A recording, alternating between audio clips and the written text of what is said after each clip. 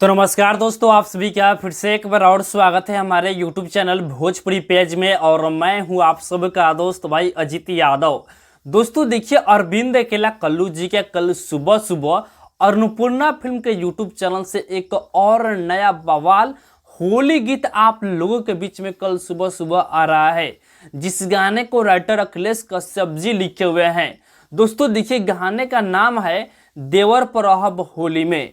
दोस्तों आप सभी से बता दें कि इस गाना को अरविंद अकेला कल्लू के साथ में शिल्पी राज इस गाने को गाई है। गाना ड्यूट सॉन्ग है और बहुत ही जबरदस्त गाना है, क्योंकि इस गाने को राइटर अखिलेश कश्यप जी लिखे हुए हैं।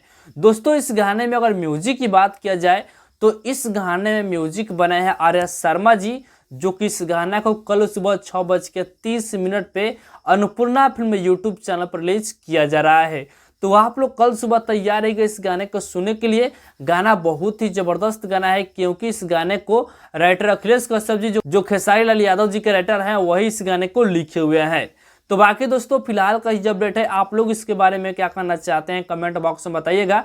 और इसी के साथ हम इस वीडियो को समाप्त करते हैं। ये वीडियो अगर पसंद आया हो तो इस वीडियो को लाइक शेयर कीजिएगा।